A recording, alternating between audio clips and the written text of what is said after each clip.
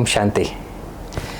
प्रजापिता ब्रह्मा कुमारी ईश्वरी विश्वविद्यालय में आज हमारे स्टूडियो में एक ऐसी दिव्य आत्मा जीवन के 42 साल आप समर्पित रूप से अपनी कुमार जीवन व्यतीत कर रहे हैं।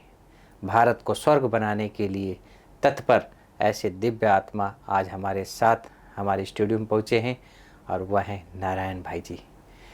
आप भिलवाड़ा से हैं और आप इंदौर जोन की जो भी कार्यशालाएं होती हैं आप वहां पर अपना पूरा योगदान दे रहे हैं समर्पित रूप से। ऐसी दिव्य आत्मा का हम स्वागत करते हैं प्रभु के संग जीवन के रंग कार्यक्रम में। नारायण भाई ओम शांति। ओम शांति। नारायण भाई, आपका जन्म कहाँ हुआ था? मेरा जन्म भिलवाड़ा जिले के ग्रामीण सांगानेर ग्राम में हुआ। पढ़ाई लिखाई मेरी एमकॉम हुई थी। इस दौरान जब से बचपन में आप ज्ञान में नहीं आए थे तो आप भगवान किसे मानते थे? हमारा पूरा परिवार धार्मिक परिवार था, तो परिवार में पूरा धार्मिक वातावरण बना हुआ था और उस समय भक्ति काल भी कह सकते हैं, चारों तरफ भक्ति का प्रभाव था और बचपन से ही मेरे अंदर वैराग्य के संस्कार थे। तो भक्ति के अंदर भी इतना रुचि नहीं होती थी, लेकिन एक जिज्ञासा बनी रहती थी, वो है सत्य को पाने की। नारायण भाई, जैसे आप कह रहे थे कि सत्यता को पाने के, तो अचानक जब भगवान आपको मिले और ये मिले तो कैसे मिले? ब्रह्मा कुमारी के संपर्क में आप कैसे आए? बचपन से ही मेरे अंदर बहुत वैराग्य संस्कार थे और हमारे घर पर साधु संत महात्माओं के आए दिन टोलियाँ आती रहती थी और हमारे पिताजी उनकी बहुत आदर भाव से सत्कार किया करते थे। लेकिन मेरे अंदर वैराग्य के संस्कार होने के कारण सत्य की चाह बनी रहती थी। चूँकि मैं अभी छोटा ही था, तो उस समय मैं 10th की पढ़ाई कर रहा था। तो हमारे ग्राम सांगानेर में ब्रह्मा कुमारी की ओर से प्रदर्शनी लगी थी और वो पैम्पलेट हमारे घर पर भी आया। तो पहले तो मैंने टाल दिया कि कोई मतलब नहीं है, ये तो बहुत लोग आते रहते हैं। और मैंने ये सुना कि ये सफ़ेद वस्त्र वाले क्रिश्चियन मिशनरी वाले हैं और घर वालों ने भी मना किया कि हमको वहाँ नहीं जाना है। तो प्रदर्शनी का लास्ट दिन था, तो मैंने कहा चलो एक बार होके आते हैं। तो ऐसे ही मैं चुपके से वहाँ प्रदर्शनी स्थल पर गया और पहला चित्र जो परमात्मा का था उसको देखते ही मैं एकदम ऐसा अलग दुनिया में खो गया था। तो उन्होंने बताया कि परमात्मा शरीरधारी नहीं है, परमात्मा निराकार है।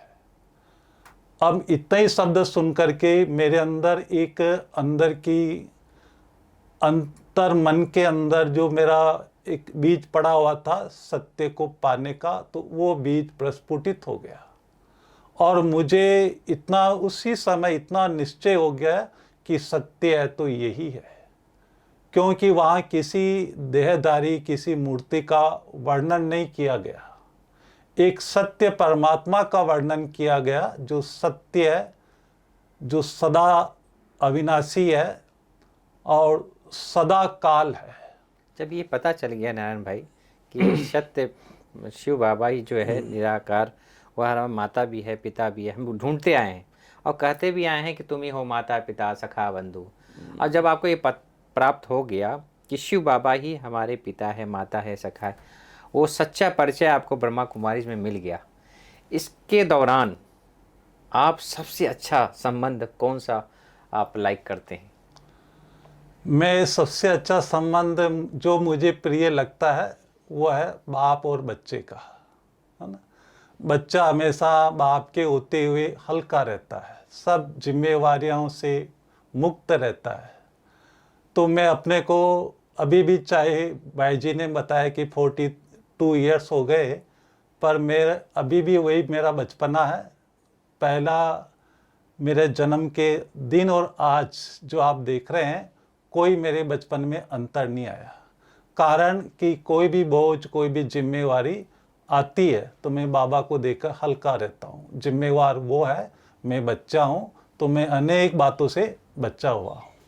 इस दौरान जैसे कि आप 43 साल बहुत लंबा अवधि होता है जीवन काल के, तो इस दौरान आपके जो प्रेरक कौन रहे बने? भीलवाड़ा से वो बहनें हमारे ग्राम में प्रदर्शनी लगाने आई थी, तो उस समय निर्मला बहन और अमोलक भाई और वहाँ के सोनलाल जी, 2-3 भाई वहाँ आए थे। तो ऐसे ही उन्होंने प्रदर्शनी समझाई और उस प्रदर्शनी के दौरान पूरे ग्राम में से कोई नहीं निकले, पर हो सकता है बाबा ने मुझे को निकालने के लिए ये प्रदर्शनी लगाई हो। तो इस तरह से निर्मला बहन मेरे को निकालने के निमित्त बनी। आपके घर परिवार में इस ज्ञान मार्ग में और कौन कौन चलते हैं? सभी हमारे परिवार वालों को बाबा का ज्ञान दिया गया, मधुबन भी हम लेके आए, लेकिन हर एक का अपनी अपनी रुचि और अपने अपने संस्कार होते हैं। उनको भक्ति अच्छी लगती है तो वो भक्ति के अंदर डूबे हुए हैं, लेकिन बाबा का ज्ञान का विरोध नहीं करते हैं और वो भक्ति को ही अच्छी मानते हैं और वो समझते हैं कि भक्ति से भगवान मिलेगा। तो इस तरह से ज्ञान मार्ग में तो पूरे परिवार में मैं अकेला ही चल रहा हूँ। मैंने वो भगवान को ढूंढ रहे हैं और आपने भगवान को पा लिया। हाँ। बहुत सुंदर। नारायण भाई, ऐसी कोई घटना सुनाइए जो भुलाए नहीं भूलता है और उस घटना को आपने ज्ञान योग से पार किया हो। एक बार की बात है कि जब भीलवाड़ा में मेला हुआ था तो वो मेला में मूर्तियाँ पड़ी हुई थी। मूर्तियाँ भी लगाते हैं, पर वो जो मूर्तियाँ वहाँ पड़ी हुई थी तो लोगों के अंदर ये भ्रांतियाँ हैं कि ये ब्रह्मा कुमारी वाले मूर्ति पूजा नहीं करते हैं। तो मैं किसी कारण से भीलवाड़ा से कोटा एक नाइट बस में जा रहा था और रिजर्वेशन किया हुआ था सीट का। तो उस सीट पर मेरे नाम से रिजर्वेशन था और मैं आराम से निश्चिंत होकर के मैं कोटा पहुंचा और कोटा जाने के बाद फिर भी वापस भीलवाड़ा आया और इस बात को 3-4 मास हो गया। मेरे पीछे क्या सीआईडी चल रही है मुझे पता नहीं था, पर वो 3-4 मास के दौरान क्या हुआ कि मेरा भीलवाड़ा भी टिकना नहीं हुआ। सेवा की एक्टिविटीज ज़्यादा बढ़ने के कारण मेरा कारोबार होते हुए भी कारोबार में भी मैं बैठ नहीं पाता था। तो इस तरह से मेरा अनेक जगह 3-4 महीने में आना जाना चलता रहता था। हुआ क्या कि किसी मंदिर की चोरी की गई मूर्ति मेरी सीट के नीचे रखी गई थी। अब मुझे तो पता ही नहीं था और वो जो मूर्ति थी वो बोरे के अंदर बंद थी और मेरे सीट के पीछे रखी हुई थी। तो जस्ट आप सोच सकते हैं कि मेरे को तो कुछ खबर ही नहीं और रात के 11 बजे का सफ़र था, मैं तो जाकर सो गया। पर जब ये बस कोटा गई और उस कोटा गई तो सीट के नीचे ये मूर्ति मिली। तो उन्होंने देखा कि ये सीट किसके नाम की है, तो उन्होंने पाया कि ये नारायण नाम से रिजर्व की गई है। इसके पीछे पुलिस पड़ गई थी और बार बार मेरे पीछा करते गए। वो ब्रह्मा कुमारी में भी जाकर के सिविल ड्रेस में देखा, वहाँ भी पता किया कि ये मूर्ति पूजा नहीं करते हैं, ये यहाँ पर कोई भी मूर्तियाँ नहीं रखते हैं, ये मूर्ति पूजा के विरोधी हैं। और दुकान पर भी वो जाते थे तो वहाँ भी मेरी प्रेजेंस नहीं होती थी। तो उन्होंने सोचा कि चोरी इसी ने की है क्योंकि बार बार ये अपने को छिपाता जा रहा है। तो अचानक 3-4 मास के बाद मैं ऐसे शॉप पर बैठा हुआ था, अचानक पुलिस वाले आकर के मेरा हाथ पकड़ के सीधे थाने लेके गए और मैं समझ नहीं पाया कि माजरा क्या है। उन्होंने कहा कि ज़्यादा आप शानपत नहीं करें, ज़्यादा आप बताने की कोशिश नहीं करें, आपको जो भी कुछ बोलना है तो आप थाने चल कर के बोलें। तो मैं समझ नहीं पाया कि आखिर आप किस कारण से मुझे आप अरेस्ट करके लेके जा रहे हैं। तो उन्होंने कहा हमको आपसे कुछ नहीं सुनना है और आपके पीछे हम 3-4 मास से लगे हुए हैं और आप हमको मूर्ख बनाते गए और अभी भी आप हमसे ऐसी बात करके आप हमें मूर्ख बनाने की कोशिश नहीं करें। ठीक है, फिर थाने गए तो एएसआई साहब ने साथ पूछा, उन्होंने बहुत मुझे लालच दिया कि आप सही बता दें तो हम आपको छोड़ देंगे, लेकिन सत्य तो सत्य होता है। तो मेरे को तो निश्चय था भगवान के ऊपर कि मैंने तो ऐसा कुछ काम किया ही नहीं था, मैं तो अनजान था इन बातों से। तो भी काफ़ी उन्होंने प्रलोभन दिया, ये किया, फिर ये बताया कि अगर आप नहीं बताएंगे तो आपको झूठे केस में फंसाया जाएगा। तो मेरे को बहुत डराया गया। ये जीवन की पहली एक इंसिडेंट थी जो एक कोमल दिल के ऊपर इतनी मेरी गहरी छाप पड़ी। पर मैंने कहा बाबा कुछ भी हो जाए, है ना, मैं झूठ नहीं बोलूँगा और आपका नाम बदनाम नहीं करूँगा। अगर आप वास्तव में मेरे मित्र हैं और सच्चे साथी हैं तो आपको ये केस हल करना है, और आप अपना नाम को अगर सलामत करना चाहते हैं, बदनामी नहीं होना चाहते हैं, तो बाबा इस परीक्षा से आपको पार करना है। अब आप जानते हैं कानूनी प्रोसेस तो लंबे होते हैं, बार बार पुलिस वाले सताते रहे 5-6 महीने तक इस बात को लेके चलते गए। फिर आखिर करके विजय तो सत्य की होनी है, तो आखिर उन्होंने ऐसे ही साहब ने कहा कि आप फलाने तारीख को आप मेरे पास आना। तो हम गए थे वहाँ पर, हमारी टीचर बहन इंदिरा बहन को लेके गए थे, पर वो उस दिन वहाँ मिले भी नहीं थे। काफ़ी इंतज़ार की। फिर वहाँ के हमारे एक नगर पालिका के चेयरमैन थे, तो हमने उनको अपनी बात बताई। तो उन्होंने कहा आप निश्चिंत रहो, ऐसा कुछ भी नहीं है, और मैं आपको अच्छी तरह से जानता हूँ, आप निश्चिंत रहो, अब आपको भविष्य में कभी थाने में नहीं आना। तो इस तरह से बाबा ने किस तरह से ये एक बहुत बड़ा पेपर पार किया, लेकिन उसकी इम्पैक्ट, उसकी छाप मुझे बहुत सालों तक अंदर कचोटती रही, क्योंकि मैं बचपन था और मैंने कभी ऐसा गलत काम नहीं किया।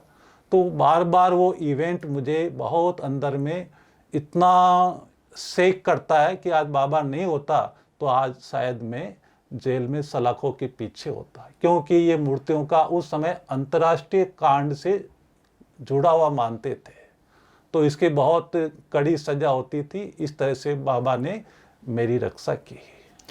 नारायण भाई, ज्ञान के 42 साल आप व्यतीत कर चुके, काफ़ी योग के प्रयोग अपने ऊपर, अन्य आत्माओं के ऊपर भी आपने किए होंगे। कुछ ऐसे अपने ऊपर और कुछ ऐसे अन्य आत्माओं के ऊपर योग के प्रयोग के कुछ अनुभव सुनाए। योग के द्वारा हम सुनते हैं कि असाध्य रोग भी ठीक हो जाते हैं, है ना।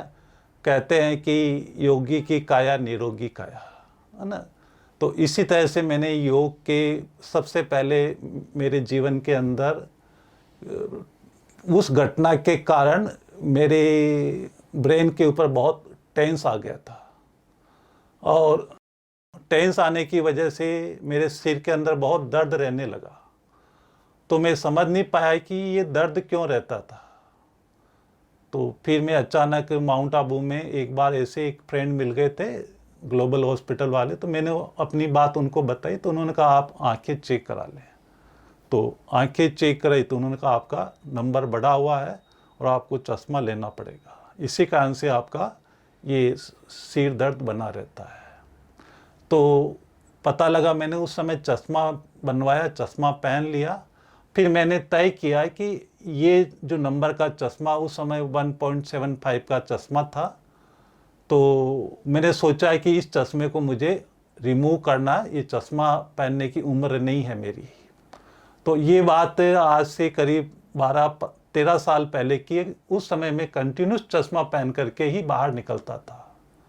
तो जब मैंने योग के प्रयोग अपने ऊपर लागू किए और एकाग्रता का अभ्यास मैंने निरंतर जारी रखा, तो उस एकाग्रता के अभ्यास से देखा कि मेरे आंखों के नंबर पुनः कम होते गए। और अभी भी आप मुझे देख रहे हैं कैमरे में, मैं बिना चश्मे के बैठा हुआ हूँ और आराम से मैं न्यूज़पेपर और उससे भी बारीक लेटर बिना चश्मे के पढ़ लेता हूँ। तो इस तरह से योग के द्वारा मैंने अपनी एक बीमारी, ऐसे अनेक बीमारियां भी हैं, और आज दिन तक इस लंबी उम्र में कोई ऐसा बड़ा रोग, कहना नहीं चाहिए, पर बड़ा रोग का मैं शिकार नहीं हुआ हूँ। छोटी मोटी बीमारी आई है तो उसको मैंने योग के द्वारा ही उसको हल किया है। वो विजुअलाइजेशन क्रिया क्या अपनाते हैं जब आप ये आँखों की आपने ऑपरेशन किया? तो जब हम मन और बुद्धि को बाबा पर या अपने आत्मिक स्वरूप पर एकाग्र करते हैं, तो इनका इम्पैक्ट हमारे ब्रेन के माध्यम से हमारे सारी इंद्रियों के ऊपर पड़ता है। और जहाँ हमारी बॉडी के अंदर मैकेनिज्म जहाँ भी कमज़ोर होता है, ये तो एक मैंने आँख की बात कही, लेकिन एकाग्रता एक ऐसा विषय है जिस एकाग्रता के द्वारा शरीर के अंदर कोई भी कॉम्प्लिकेशंस आ जाता है तो उस कॉम्प्लिकेशंस को हम दूर कर सकते हैं। तो मैंने तो केवल एकाग्रता का अभ्यास किया, और एकाग्रता में मन बुद्धि को एक संकल्प के ऊपर 10-15 मिनट एक रस होकर के मैं देखता रहा। इसको आप विजुलाइज कहें, इसको आप एकाग्रता कहें, इस तरह का मैंने एक संकल्प के ऊपर 15 मिनट टिक करके एक रस अचल अडोल स्थिति में रहने का अभ्यास किया। तो उससे ही ये धीरे धीरे मेरी आँखों के नंबर वापस नॉर्मल हो गए। दूसरों के प्रति कुछ ऐसे टेलीपैथी आपने हाँ, किया हो? अभी मैं 2 एग्जाम्पल आपको देना चाहूँगा। अनुभव तो बहुत है, क्योंकि देश विदेश में मुझे ये राजयोग साधना के गहरे क्लास कराने के चांस मिलते रहते हैं। तो एक बार मैं अकोला गया हुआ था, तो उस शिविर में काफ़ी भाई बहनों को ये डिप्रेशन की बीमारियां बहुत थी। कम से कम उस शिविर में या उस शहर के अंदर मुझे पता लगा कि यहाँ भाई लोग मोस्टली रात को डिप्रेशन की गोलियां लेकर सोते हैं। तो भाई जी, आप इसके ऊपर तनाव मुक्त शिविर तो आपने कराया, लेकिन कैसे हम इस बीमारी से बिना दवाई के हम मुक्त हो सकते हैं? तो एक मैं आपको घटना सुनाता हूँ। तो एक ऐसी बहुत इंटेलिजेंट इंटेलेक्चुअल महिला, वो शिविर अटेंड करने के बाद जब मेरे पास आई तो उन्होंने भी अपनी ये बात बताई कि मुझे डिप्रेशन है और ये बीमारी मेरे को करीब 22 साल से बीमारी है और मैं बिना गोली के सो नहीं सकती हूँ। आप कुछ आपके पास ट्रीटमेंट हो तो आप मुझे बताइए। तो मैंने उनको कहा कि अगर आपको मेरी बात पर विश्वास है तो आप आज रात को ही बिना गोली लेकर के सोना है, और सोने से पूर्व 10 मिनट उनको मैंने थोड़ा से पॉजिटिव टिप्स दिए। और वो पॉजिटिव टिप्स इस तरह के थे कि बार बार जब सोते हैं, सोने से पहले अपने सबकॉन्शियस माइंड को ये रिमाइंड कराएं कि मैं स्वस्थ हूँ, मैं निरोगी हूँ, मैं एकदम संपूर्ण रीति से सक्षम हूँ, मैं बहुत नॉर्मल हूँ। ये केवल पॉजिटिव चिंतन, बस ये। तो मैंने कहा ये विचार को आप रात को 10 बार रिपीट करना और बिना गोली के आप 5 दिन 6 दिन आप इस तरह के करना, देखो क्या होता है। तो उस महिला ने कहा कि भाई जी, आप ये जो बात कह रहे हैं बिना गोली के तो मैं सो नहीं सकती हूँ। मैंने कहा आज आप करके सोना और पहले 10 मिनट ये पॉजिटिव विचार रिपीट करना। अब आप जानते हैं कि एक न्यू विद्यार्थी पॉजिटिव विचार 10 मिनट तो कर नहीं सकता है, ये तो मैं जानता हूँ, क्योंकि उसमें काफ़ी एनर्जी चाहिए। तो उस माता ने दूसरे दिन आकर क्लास में कहा कि भाई जी, आपने 10 मिनट विचारों को रिपीट करने की बात कही, तो मैं रात को बिस्तर में बैठे बैठे 2 या 3 मिनट ही हुए होंगे, अब मुझे वो विचार रिपीट करते करते नींद का असर होने लगा बिना गोली लिए, और मैं सो गई। और सो गई तो आज मैं आपके सामने क्लास में ये बता रही कि ये मेरे जीवन का 22 साल में पहला दिन था बिना गोली लिए।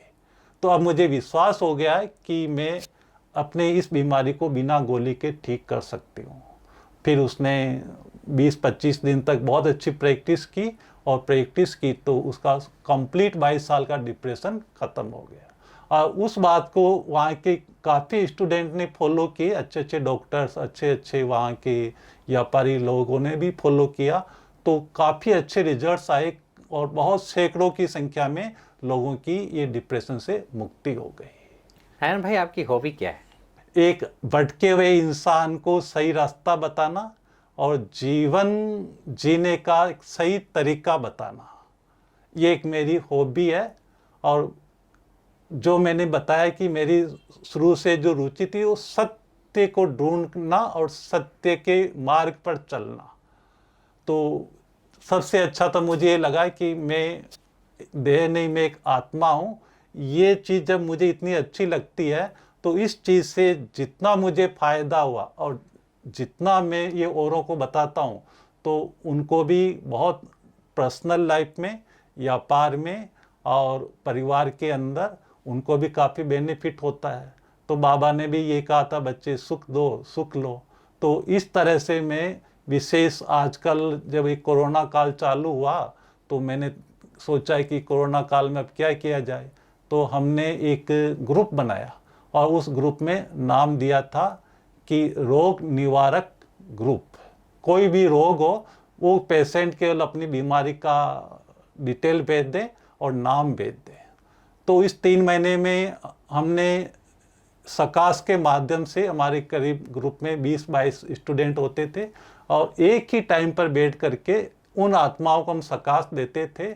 आप यकीन नहीं करेंगे, उस केस में इतने इनक्योरेबल डिजीज, कैंसर तक के पेशेंट काफ़ी हद तक ठीक हो गए और कईयों की कोरोना से भी ये बीमारी से भी मुक्ति हो गई और कईयों को तो जैसे पैरालिसिस भी था, eyes problem, arthritis problem, any problems, तो काफ़ी लोगों को इससे फ़ायदा हुआ। तो उस समय हमारा मनसा सेवा का प्रोजेक्ट चल रहा था, तो घर बैठे बैठे बाबा ने ऐसे भी हमको ये प्रूफ दिलाए कि बच्चे आपकी साइलेंस शक्ति में इतना बल है, आने वाले समय में ये जब मेडिकल साइंस फेल हो जाएगी तो ये साइंस का बोलबाला चारों तरफ होगा। इस तरह से आप अनेक लोगों को रोगों से मुक्ति दिला सकते हैं। नारायण भाई, जैसे 42 साल तक आप इस ज्ञान योग के पथ पर चल रहे हैं, इस दौरान आपको बहुत सारी समस्याओं को सामना भी किया, लौकिक और अलौकिक, अभी तो समर्पित है, लेकिन इससे पूर्व लौकिक और अलौकिक का बैलेंस कैसे रखते थे एक कुमार होते हुए? बचपन में ही मेरी 14 साल की उम्र थी तो मुझे ज्ञान मिला और निश्चय इतना हो गया था कि जो बाबा ने कहा वो मुझे करना ही है। तो आप जानते हैं कि जब ब्रह्मा कुमारी लाइफ पर चलते हैं तो खान पान की मर्यादा, उस पर भी ध्यान देना पड़ता है और ब्रह्मचर्य, उसके ऊपर भी ध्यान देना पड़ता है। तो इस तरह के कई पेपर जीवन के अंदर आए और सबसे बड़ा पेपर तो मेरा ये था कि पिताजी नहीं चाहते कि तुम ब्रह्मा कुमारी आश्रम में जाए और वो ये भी नहीं चाहते थे कि मेरा बच्चा शादी नहीं करे। तो इस तरह के बहुत पेपर आए और ये पेपर काफ़ी लंबे समय तक चलते रहे, क्योंकि हमारी परिवार, पिताजी एक प्रतिष्ठित परिवार में माना जाता था, तो उनके लिए कलंक की बात थी। तो काफ़ी प्रलोभन आए, फिर भी मेरा तो निश्चय था कि कुछ भी हो जाए, अगर मैं इस प्रतिज्ञा के पीछे मेरा शरीर भी छूट जाए तो कोई चिंता की बात नहीं, लेकिन शादी मुझे नहीं करनी। आखिर फिर सब परिवार वाले थक हार करके जब देखा कि अब ये बड़ा हो गया, इसको नहीं करना है शादी, तो फिर उन्होंने छुट्टी दे दी कि भी तुम जानो, तुम्हारी जीवन और तुम अपना सोच समझ के तुमने जो फैसला किया तुम जिम्मेदार हो, हमारा कहने का फर्ज है, हमने अपना कर्तव्य पूरा किया। तो इस तरह से लौकिक के अंदर आज मैं देखता हूँ कि जब आज कारोबार जब बहुत अच्छा फल फूल गया और कारोबार भी बहुत बढ़ चला, तो सारे परिवार वाले भी सहयोगी हो गए। तो मैंने फिर अपने ही भाई को अपने इस कारोबार में उनको साथी बनाया और इसके कारण पूरा परिवार बहुत अच्छे बाबा के ज्ञान में कांटेक्ट में आ गए थे। तो इस तरह से वो बाबा की सेवाएं भी बढ़ती गई और कारोबार के कारण पहचान भी होती गई। तो लौकिक लोग भी सब खुश होते गए कि ये परिवार को लेके चलता है, और कारोबार करते हुए भी जो भी बाबा के घर से सेवा की जिम्मेवारियां मिलती थी तो उसको भी हम सकुशल पूर्वक निर्वहन करते थे। कभी भी मैंने सेवा के लिए बहनों को मना नहीं किया, चाहे रात हो चाहे दिन हो, तो कभी भी सेवा के लिए ये मेरा रिकॉर्ड रहा है कि सेवा के लिए मना नहीं किया।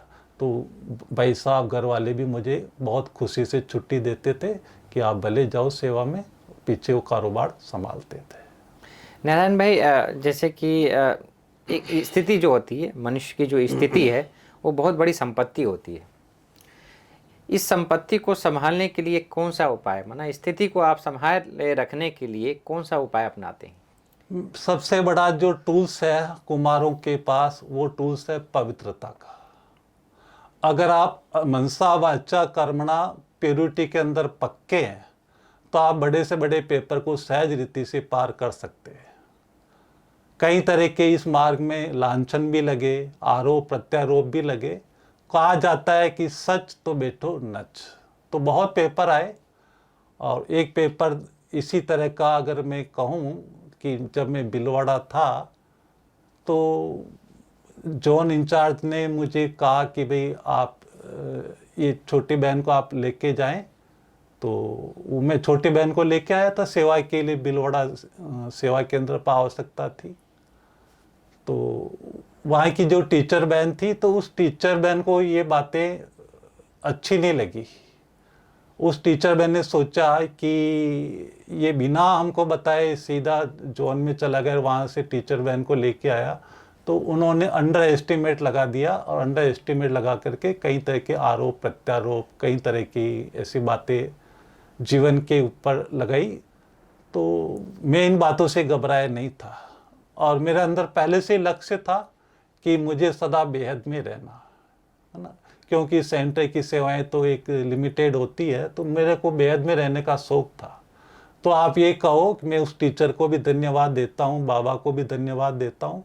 इसमें मेरा हित बहुत था।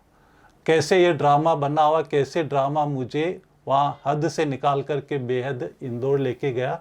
तो इस तरह से मैं टीचर का, वहाँ के भाई बहनों का भी धन्यवाद देता हूँ, जो उन्होंने आरोप प्रत्यारोप ऐसे लगा करके इतनी मेहनत मुझे निकालने में की। इसको मैं इस व्यू से देखता हूँ कि जो हुआ ड्रामा में अच्छा, जो होने वाला अच्छा, जो होगा अच्छा।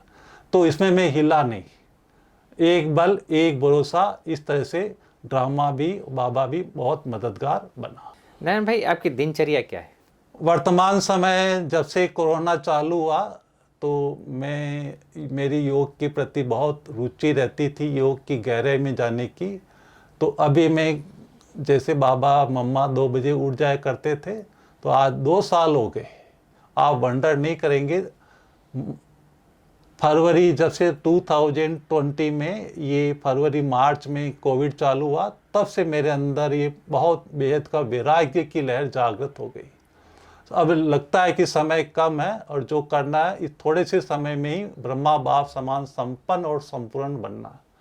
तो उसी समय से मेरे अंदर, कैसे मैं 1 बजे उठ जाता था और स्नान करके आधे घंटे के बाद 1:30 बजे 2 बजे में बिल्कुल अमृत वेला खुले आसमान के नीचे बैठ जाया करता हूँ। और 2 बजे से लेकर 5 बजे तक कंटिन्यूस 3 घंटे एक ही आसन पर बैठ करके साधना करना। ये मैंने भी ये सोचा नहीं था कि ये क्या हो रहा है, किस तरह से ये चल रहा है। पर उस दिन से लेकर अभी तक, चाहे अभी मैं किसी कारण से रात को सोता भी हूँ, तो मेरी दिनचर्या वही है, 1:30 बजे 2 बजे उठना, और 2 बजे उठ करके स्नान आदि करके मैं 2 से 5 गहरी साधना का अभ्यास करता हूँ। ये मेरे जीवन के अंदर एक बहुत बड़ा चेंज कहो, मिरेकल कहो, जिसका आज दिन तक मुझे भी पता नहीं कि ये कैसे चेंज हो गया मेरे लाइफ पे। तो मैं 2 बजे से मेरी दिनचर्या चालू होती है, और दिन में मैं थोड़ा 1 घंटा रेस्ट करता हूँ, और रात को एनी हाउ 9 से 10 के बीच में मैं बेड के ऊपर चला जाता हूँ, और सारी दिन की दिनचर्या मैं बाबा को सुनाकर, और रात को बाबा के कुछ महावाक्य स्टडी करके बाबा की यादों में सो जाता हूँ। और कोई भी मेरे को बाहर का, न टीवी का, न कोई व्हाट्सएप का, न कोई मोबाइल का, यानी बाहरी चीज़ों का कोई भी इनपुट मैं अपने अंदर नहीं डालता हूँ, जिससे मेरा मन बुद्धि गंदा हो, मेरा मन बुद्धि डस्टबिन बने। मैं इस बातों से बहुत सेफ रहता हूँ। दिन भर मेरे अंदर जो बाबा की मुरली है, उसका ही मेरे अंदर मनन चिंतन, उसी को मैं बार बार रिपीट करता रहता हूँ। तो इस कारण से कोई भी व्यर्थ बातें अंदर नहीं जाती है। और बाकी जो समय मिलता है, तो वो समय आजकल मैं ऑनलाइन के ऊपर क्लासेज, या कई डिफरेंट स्थानों के ऊपर ऐसे ज्ञान योग की भट्टियों के निमंत्रण आते रहते हैं, तो वहाँ मेरा आना जाना चलता रहता है। तो इस तरह से मेरा समय सफल होता रहता है। दिल कहे बाबा तुझे देखता रहूं, तेरे ज्ञान रत्नों से सदा खेलता रहूं। सही बात है। नारायण भाई, आप काफ़ी समय से चल रहे हैं, और अव्यक्त बाप दादा का पाठ तो अभी समझिए कि दादी गुलजार जी के जाने के बाद जो है पूरा हो गया। तो इस पालना जो हमें मिला है, साकार में तो हमने देखा नहीं, लेकिन अव्यक्त पालना जो मिला है, उस पालना का हम रिटर्न कैसे दें? बहुत अच्छा प्रश्न पूछा कि देखो, एक माँ बाप जब बच्चों को जन्म देते हैं, पालते पोसते हैं, तो माँ बाप की भी इच्छा होती है कि ये हमारा नाम बाला करे, है ना। एक ही इच्छा होती है लौकिक माँ बाप की।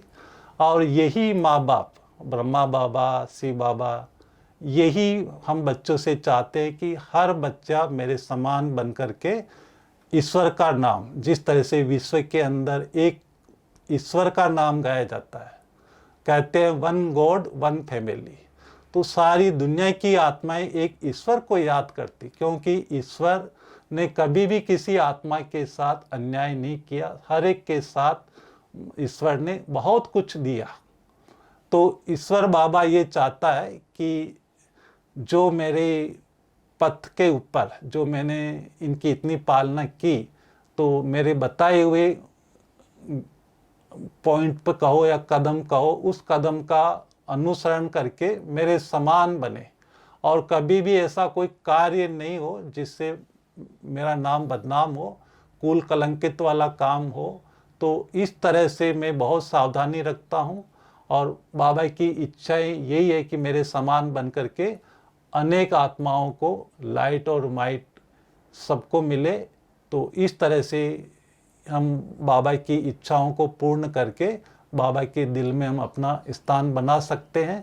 बाबा की भी यही इच्छा है कि हर बच्चा मेरे समान चलता फिरता डबल लाइट फरिश्ता बन करके पर आए हुए गुप्त परमात्मा को वो अपने चेहरे और चलन से प्रत्यक्ष करे। यही बाबा की इच्छा है, और यही मेरी इच्छा है कि हम अपने चेहरे से, चलन से, दृष्टि से, वृत्ति से कोई भी देखे तो देखते ही ये शरीर दिखाई नहीं दे, मैं दिखाई नहीं दूं, लेकिन इस शरीर को चलाने वाली जो दिव्य शक्ति है, परमात्मा है, वो परमात्मा हमारे नयनों से, दृष्टि से, वृत्ति से उनको दिखाई दे, अनुभव हो।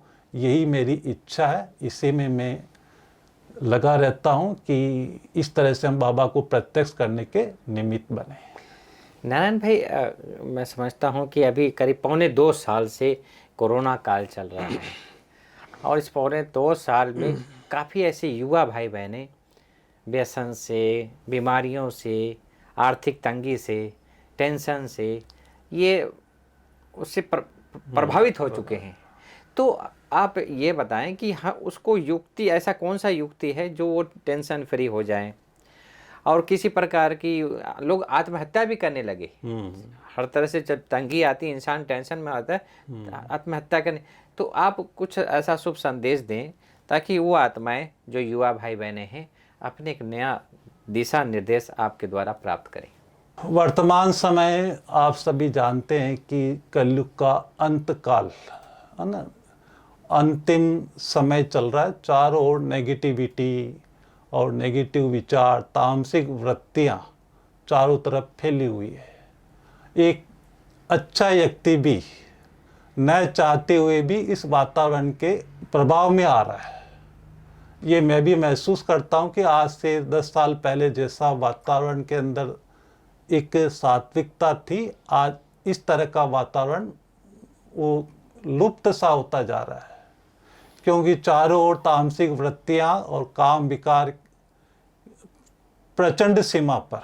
जब से ये एंड्रॉयड मोबाइल आया, इस एंड्रॉयड मोबाइल से मैं देखता हूँ कि आजकल का युवा भाई देर रात तक उसके ऊपर बैठा रहता है, और माँ बाप को भी पता भी है, नहीं भी पता है, लेकिन हर एक के अंतर मन में ये तो अवश्य पता है कि मेरा बच्चा रात भर इतनी देर रात जा कर के क्या कर रहा है। आप सोच सकते हो कि उसके सब्जेक्ट की बातों पर इतना समय तो कोई दे नहीं सकता। इतना तो कलयुग में कोई ऐसा राम तो नहीं है जो इतना रात भर जाग करके कि अपने कार्य के प्रति इतना लगनवान हो। ऐसा तो कोई अभी राम है नहीं।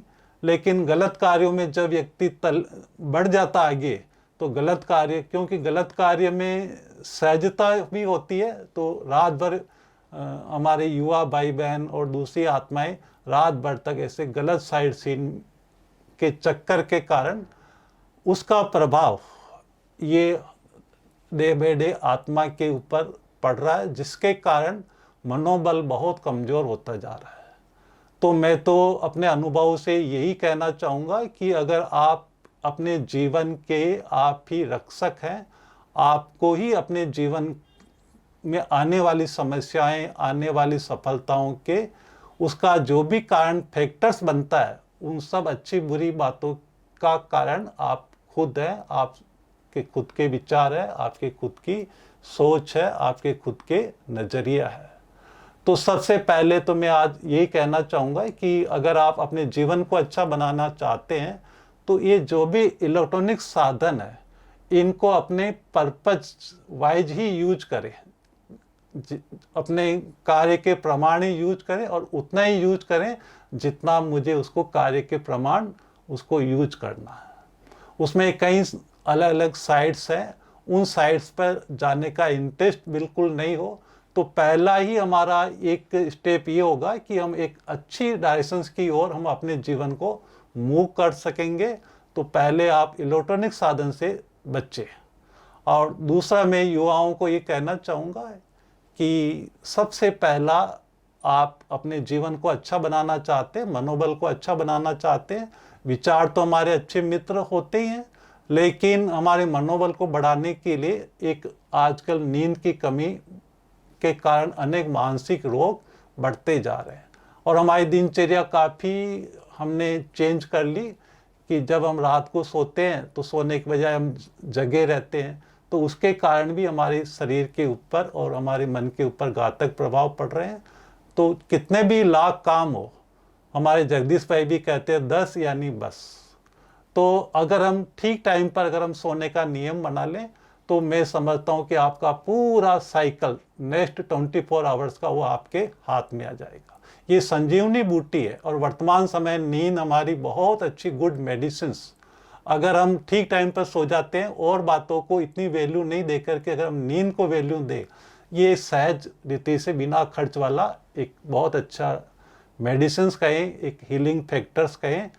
तो इस तरह से हम अपने ठीक टाइम पर सो करके हम अपनी काफ़ी बातों से अपने को बचा सकते हैं। और जब हम फिजिकली स्ट्रांग हो जाते हैं तो फिर थोड़े से हम अपने को 5 मिनट 10 मिनट अच्छे पॉजिटिव विचार दे करके हम अपनी जीवन की दिशा और दशा को बदल सकते हैं। दोस्तों, आज हमने देखा कि कैसे नारायण भाई संपूर्ण तन मन धन समय श्वास संकल्प से ईश्वरीय सेवाओं के तत्पर लगे हुए हैं। न सिर्फ अपने संकल्पों को, बोल को, कर्म को, बल्कि श्वासों श्वास ये इनकी इच्छा, दिली इच्छा होती है कि जो भी व्यक्ति मिले दुआएं प्राप्त करे। इन दुआओं के आधार से हर इंसान ये खुद भी उड़ते हैं, दूसरों को भी उड़ाते हैं। ऐसे दिव्य आत्मा आज हमारे साथ बनी, उनके जीवन के हमने सारांश सुने। आज ज़रूर आप इस एपिसोड से आप प्रेरणा प्राप्त करेंगे और अपने जीवन को फूलों की तरह सुगंधित बनाएंगे, क्योंकि मूल्यों के विहीन अगर हम चलते हैं तो हम मनुष्य नहीं, दानव कहलाते हैं। मूल्यों से युक्त अगर हमारा जीवन होता है तो हमारा ये जीवन दिव्य गुणों से सुसज्जित होता है। ऐसे दिव्य आत्माओं के इस प्लेटफार्म पर एक नए व्यक्तित्व के साथ नए एपिसोड में हम आपसे फिर मिलेंगे। तब तक के लिए ओम शांति। ओम शांति। ओम शांति।